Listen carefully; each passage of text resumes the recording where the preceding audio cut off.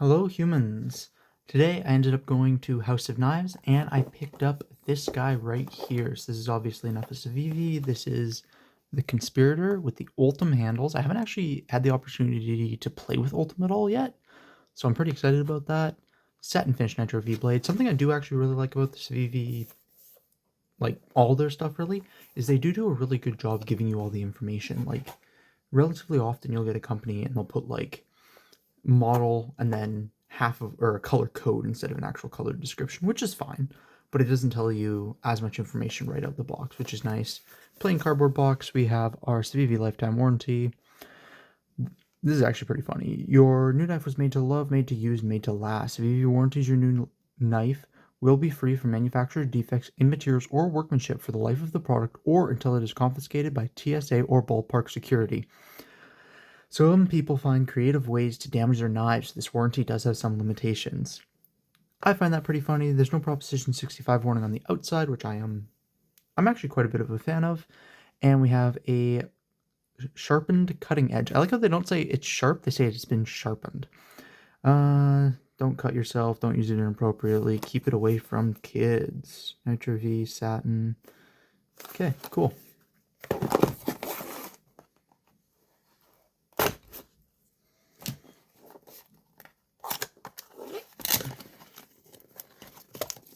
Snacks, very important. Eat after opening. Oh yeah, the other thing is it's 2024. I don't know if these are going to be available throughout the entirety of the year, but right now with the purchase of a civivi knife, I think it's like totaling over 40 bucks or whatever, Canadian. You get a challenge coin. Comes in a plastic bag. I'm not a huge fan of plastic bags for packaging, but whatever. And then we have, I'm assuming this is a brass coin, potentially a bronze coin, for the 10-year anniversary of civivi. Oh, come on, don't tell me I can't open this. I don't know if I can't or if it's just tricky to open. Oh no, there it is. Okay, this is coming from somebody who collects coins. This is tougher than a lot of... There we are. And there we are. Sorry for the cut. My cat decided to come in and start playing with things on my desk. So, sufficiently weighty. I think it is most likely a brass coin with milled out 10-year anniversary and made better since 2014 on it. It's a nice coin. I have never really carried a challenge coin before, but I don't know. I have it, so I might as well start. Plain cardboard box, burn it, recycle it, do what you want to do. I like that. And then in here, we have the knife itself. Standard set of civivi hubbubaloo. Is this a sticker? I do apologize for the noises my cat's making. I'm assuming you can probably hear them all. He has been fed. He's just whiny because I haven't been here in the past couple days. Yeah. Just a little pog tab. And then I actually really like these because they show me other things that are available in the line if I like the workmanship or craftsmanship of a particular product from a company. Having something like this does let me take a look and get a vibe for it, right? So I like the look of the mid-watch. They're calling it a tactical knife. That one there might be on my list at some point in the near future. And then, oh no, the knife's just upside down. Praxis is a nice looking knife for sure. Lumi by Justin Lundquist. That looks pretty good. Yeah. So it is. I do like getting those little bits and pieces in there. I mean, they give me a rough idea of what else is in the lineup if I like the workmanship of a product from a company. Having an example of other things in their lineup come with it just tells me other things I might be interested in buying, you know, which I do like. Here we have our... Oh, this is our actual warranty card. Yeah, product use and warranty information. Cool. So we have how to maintain it. These are generally pretty good guides to read, especially if you're like new to the knife world, or if it's like your first knife or something along those lines. Gives you a whole list of things you should check. Gives you your maintenance. It doesn't have very much information on it, but I guess there you go. And then we get a microfiber cloth, good for polishing the blade. You get like a million of these as soon as you start collecting knives, but that's fine. Normally the knife would come in this bag. I ended up getting the last model that House of Knives had, and the lady who was working there decided not to put it in the bag. Not the end of the world, but you do get a dog poo bag with it. Alright, here's the knife itself, and here's another civivi Elementum sticker. And then you have just your normal little carrying pouch. So, I'm not sure if this is visible, it's kind of cool.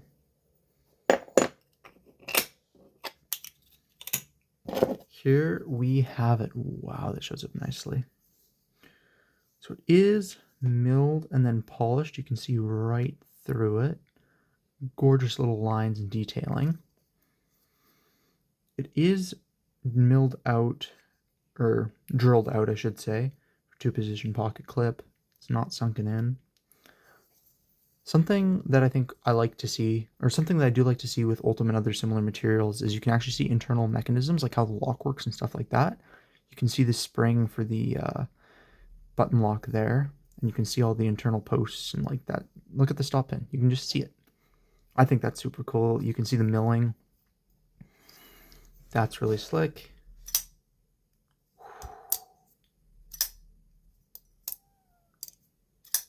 That's nice. Button locks in particular have this really distinctive sound that they make. Hold up, let me grab.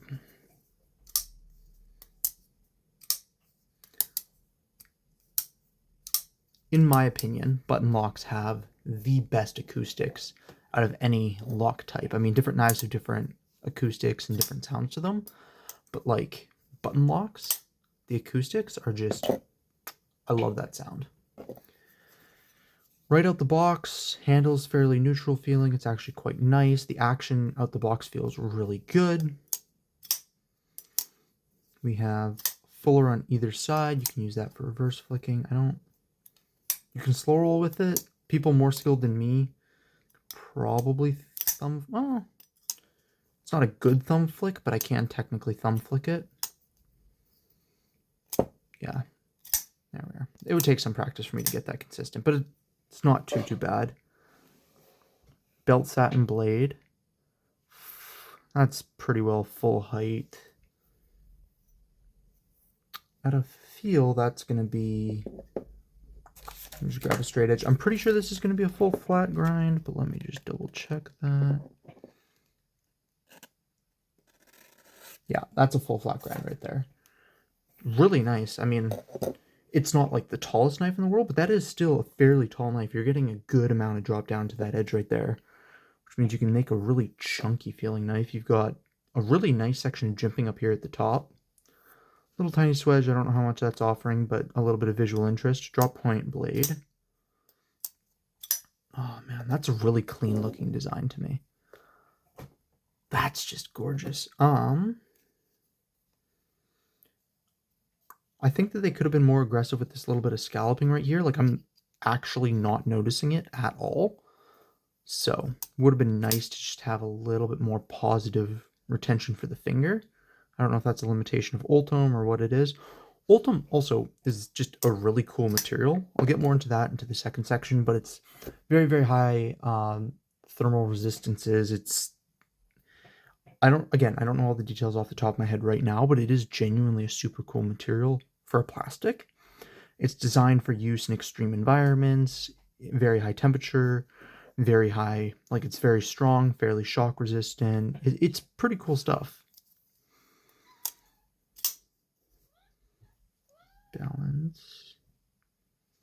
Balance is pretty damn even. Oh. Balance is right around that lead finger.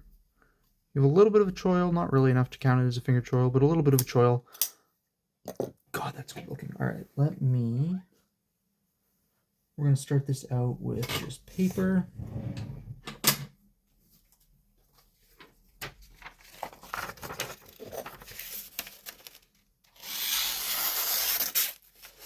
Okay. Yeah, okay.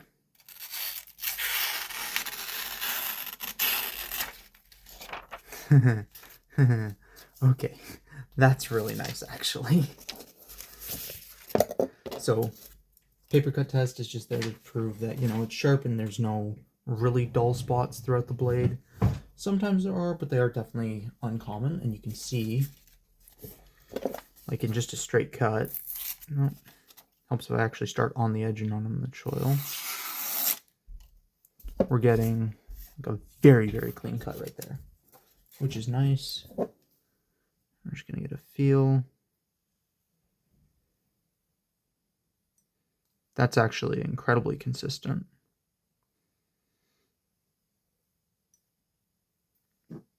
Yeah, that feels incredibly, incredibly consistent, which is nice. What I'm doing there is I'm just checking, one, to see how refined the edge is.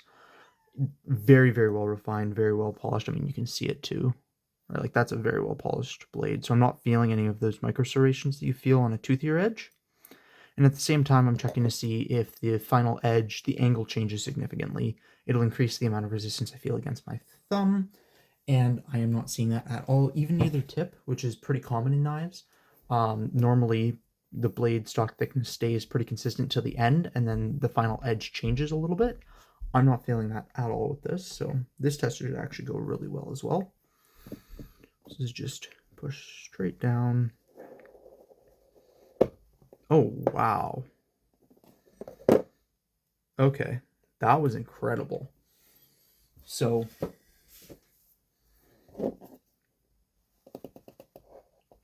wow. That's incredibly slicey.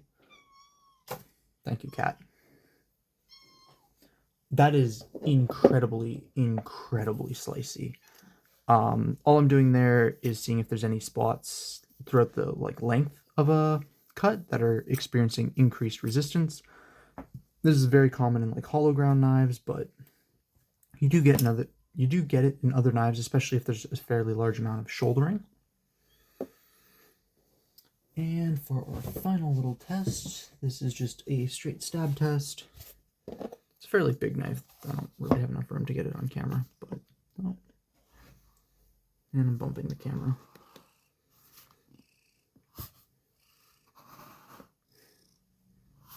Yeah, that's... I mean, there's definitely an increase in resistance right there, where it goes from being tapered to starting that untapered section. But that's good stabbing.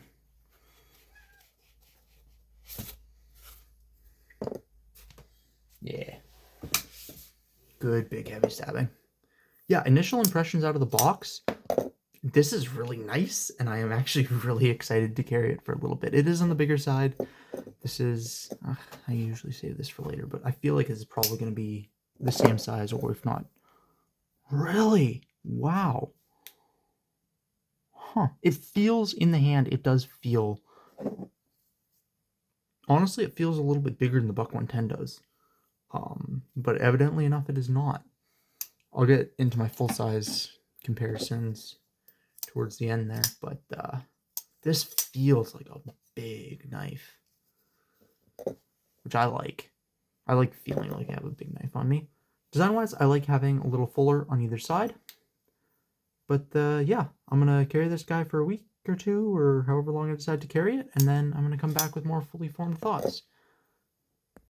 And we are back. So first thing first, I do want to get into what actually makes Ultem an interesting substance, because it's very easy to look at Ultem and just have this oh yay, it's a plastic feel to it, right? And in a very limited capacity, that's not incorrect. Ultem is, technically speaking, a brand name. It is trademarked, whole 9 yards. The more common use name of this is PAI Plastics, and it does have a few tricks. It was originally designed and developed in the 1980s. It has lots of uses in the automotive industry, like high-end automotive industry. The aircraft industry has a whole ton of uses for Ultem. It's used in a whole bunch of electronic parts and stuff like that, because this has an incredible amount of thermal stability, which means that at a massive variety of temperatures, including extremely cold and extremely hot temperatures, all the way up, because the melting point of Ultim is actually 426 degrees Fahrenheit, I believe. So basically 425 degrees Fahrenheit. And whilst that is cool, quote unquote, enough that you could cook it in your oven if you were an insane person, that is very high for a lot of plastics, which has its benefits when you do get into machining and stuff like that I will get into in a little bit. But so it has incredible thermal stability, wide variety of different temperatures. It's dimensionally stable at a massive variety of temperatures. It does not swell, it does not bend, it does not shrink, it doesn't do anything like that, which a lot of plastics do end up doing. When it does eventually burn at, like I said, 400 odd degrees Fahrenheit, it produces it produces smoke that is not considered to be significantly harmful and is at the level of wood smoke, like from just a wood fire. Which, if you're in an aircraft, if you're in an environment with recycled air, anything like that, having a not particularly dangerous smoke is really nice. Smoke is still technically a carcinogen, even if it is wood smoke, but we're talking a very, very low risk carcinogen, so generally speaking, it's fine. So it's dimensionally stable at 10 different temperatures. For knife handles, that actually doesn't matter all that much. What is interesting about it is some of the other factors that this has. So, Ulthum is extremely chemical resistant to a whole ton of different things. And that includes oils and fats from cooking and from animal byproduct stuff like that, which a lot of these harder plastics are not. They will dry out, so to speak, and crack. Ultim doesn't do that, which makes it very usable in kitchen applications. It makes it very useful in like kitchen knives, stuff like that, because you're not at risk of cracking it, and it has that high thermal stability, which means that in a kitchen environment, a working kitchen environment, your plastics aren't at risk of warping, cracking, so on and so forth, from anything going on, which makes it super, super great for the cooking industry as well. Now, for the stuff that is, and obviously, if you are like me, you use your pocket knife for kind of everything you have to do in a day, that is at times going to include the butchering of animals, right? Like, that's a reality in my life. I cook with my pocket knives sometimes. I end up doing like cutting up my lunch and stuff like that with my pocket knives fairly often. These are just facts of my life. And for me, having a fairly stable material is quite nice for that, despite the fact that I really like wood. So high stability in chemical environments and with oils and fats, which is really, really nice. Fats are an oil, I know, yada yada. Another area that Ultim is super cool is it's very hard for a plastic and it has a very high strength for a plastic. It's very resistant to every type of deformation, including mechanical deformation. And again, that's at a huge range of temperatures. And it allows, so you can machine a lot of different plastics. You can machine nylon, you can machine ABS, you can machine Lexans and stuff like that.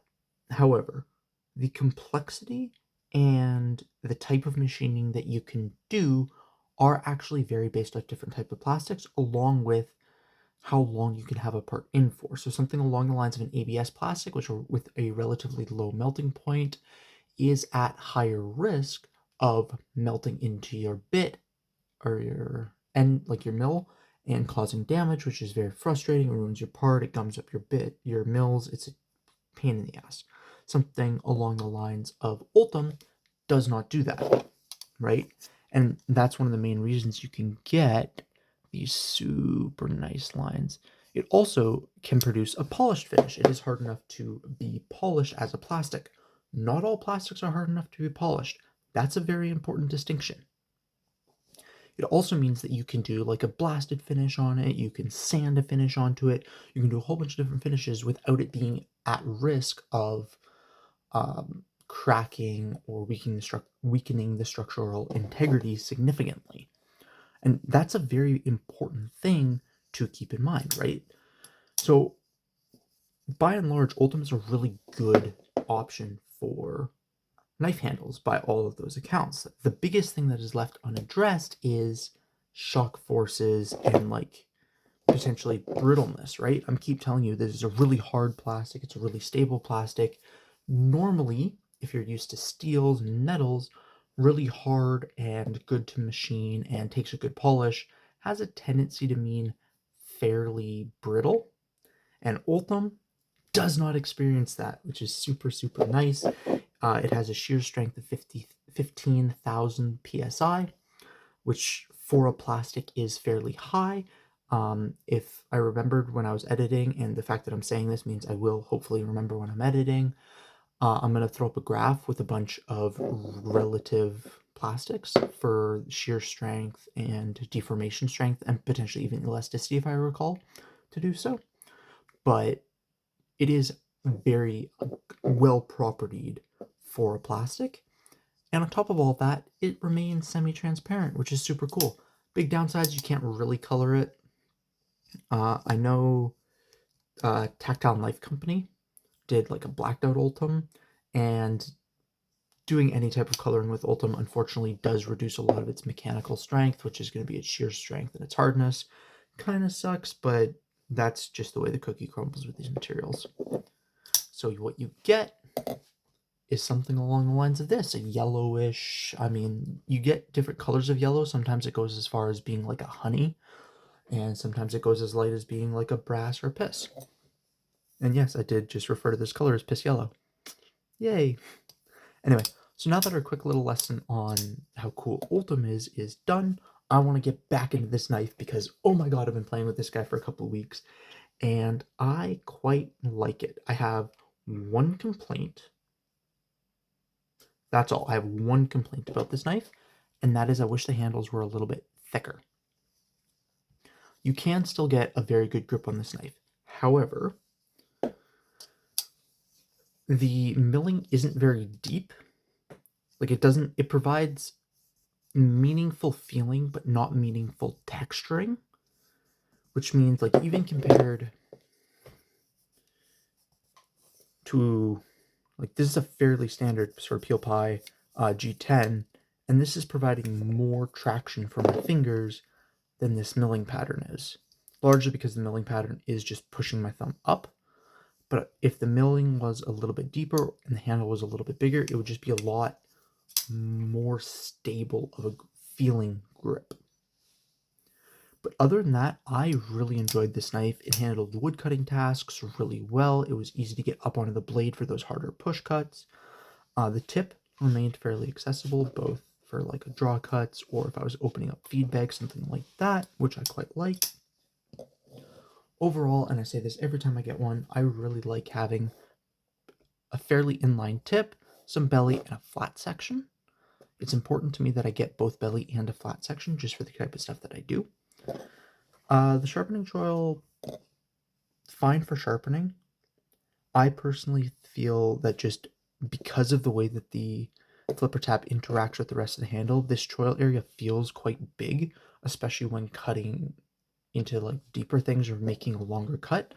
I did occasionally get things caught in the choil, not the end of the world, and something that will reduce with sharpenings, which is quite nice for the longevity of this knife. I had absolutely no problems with the button lock. It never failed on me. It never disconnected on me. And like the action is absolutely superb. This is a genuinely fun knife to take out and to use, which is super sweet. The pocket clip is fine. It's nothing special, so to say, but it's not comfortable in the hand, but it's not super duper uncomfortable, which is more or less what you want. And it didn't get caught on anything, which is a way bigger deal to me personally, the fact that it didn't get caught on anything. The actual shape of the handle is very neutral, very non-offensive.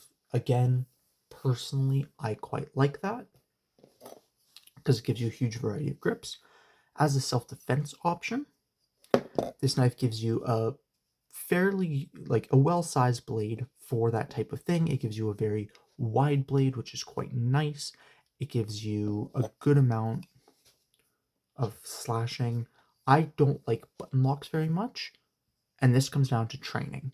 So I am primarily trained in two grips when it comes to using a knife in a self-defense or offensive situation, and that is going to be my thumb on the spine of the blade, the rest of my hand around it for thrusts, along with slashing attacks and defenses, and a significantly more defensive pose, which has my thumb on the flat side of the blade and allows me to use the spine to do defensive sweeps against somebody who is primarily using thrusts. Just the type of training that I have. If you have a different type of training, this will affect you more or less. But because I use a grip that has my thumb rested on the flat side of the knife and typically right around the pivot, this is a realistic risk, which is a little bit annoying. It does restrict slightly what I am trained and capable of doing, which is slightly frustrating, but the trade-off isn't bad at all. You get a lot of knife, very readily accessible. And again, I had absolutely no issues with this lock. It was completely rock solid, so it was nice. The fuller, very accessible, grippy for the finger, easy to flick off of. It is a little bit trickier, but I can get a thumb flick out of it. It just requires me to be careful with where I'm placing my fingers. There we go. So it does work, but really and truly, fullers are good for a reverse flick. And I personally think it's super cool being able to see the inside of my knife, especially if I'm like teaching somebody about knives or explaining something to somebody. Just being able to point through the scale to show off individual pieces without having to disassemble the knife, I find really, really nice. There's a milled section for the button, which makes pushing it fine. I mean, in general, I feel that if you're going to do a milled section for a button, you want to make the less aesthetically pleasing choice to mill out sort of here where most people are going to access it from. Something like this almost feels like it was designed for a left-handed user, somebody who's going to be using their index finger and actually pointing in that cutout when they push, or somebody who uses like the very tip, which I don't find comfortable. So for me, this little milled out section for the button was a little bit unnecessary, but I guess the alternative would be have the button stand a little bit taller in order to make its full travel, which could get old too, I suppose, but not something I had a significant issue with. Now let's do some sizes. So here it is next to my Wii Banter. And as you can see, it is quite a bit larger than the Wii Banter. And the Civivi Chevalier. So again, it is noticeably bigger than the Chevalier, and it's not tons bigger in like the end of the handle to the pivot space. That is quite close. There's probably about 1/8 of an inch there, but the blade is a good chunk larger. If we put the two pivots on top of each other, oh no, it is only about another 1/8. Huh. The blade feels quite a bit bigger than the blade on the Chevalier, but I guess a lot of that is sort of this trick of having more belly and a taller blade. The handle is a bit longer than the Chevalier, and overall it is a larger knife than the civivi Chevalier. And then here we have Buck 110. I don't know why I almost said 108 there, but this is not the Buck 108. The Buck 108 is this really cool fro that I have to figure out if and how I'm going to do a video on, but I freaking love that thing. And a Zippo lighter. So it is a little bit smaller than the Buck 110, therefore disqualifying it from what I personally consider to be a large knife. This fits snugly at the upper end of a medium-sized knife, and it fills that role really, really well. It is fairly lightweight. It doesn't feel like a pocket anchor, and it is quite comfortable both in the pocket and in the hand. So, thickness. As you can see, it is quite a bit thicker than the 110, despite just have a thicker. might have the same thickness of blade as the 110. Let me just check. Those are incredibly close to the same size, like thickness, but anyway. And here it is next to a Zippo. This is the same thickness as a Zippo. Like, in the handles, this is the same thickness as a Zippo, which is pretty nice. I mean, very usable, very fine. Let's do our actual blade thickness.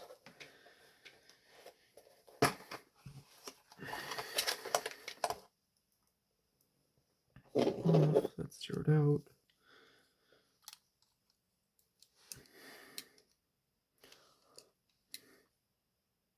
Yeah, so it's right around that 115 thousandths. It's going up to 117, but that's basically 115 thousandths on the blade, which is fairly reasonable. And then actually I'm kind of curious about this because it does feel slim in the hand.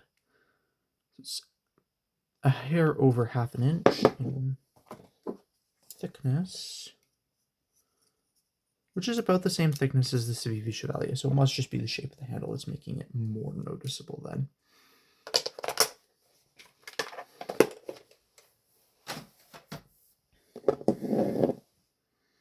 Yeah.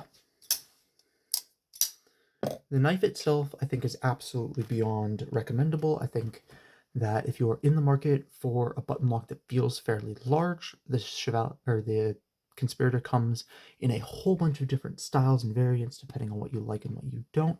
I personally like the look of Ultim, and I haven't had an opportunity to play with it yet, so I was very excited to see this type come out.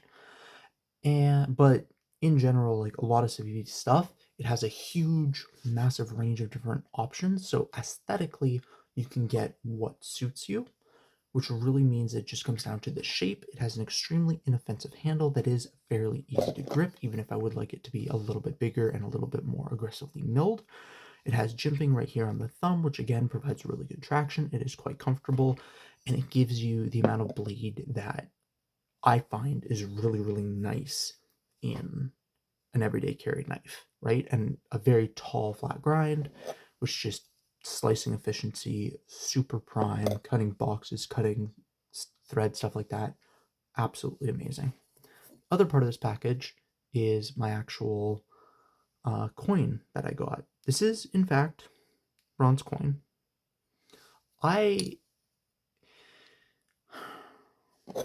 Look, I don't understand the point of challenge coins necessarily. AA chip, stuff like that, I get a little bit more because they are an indicator of personal growth, but something along this line right here, which is just a little bit of fun, I don't quite get it. And something I've seen some people do is use them as fidget toys, right? Like, and if you are the type of person who uses a fidget toy along the lines of this little desk wobbler here, isn't going to work super well because this is on an angled surface, but you get the idea. Or who rubs a worry stone, which neither one is particularly me. I personally prefer either flicking a lighter or flicking my knife, right? Or to be perfectly honest, I even prefer rolling my pen, right?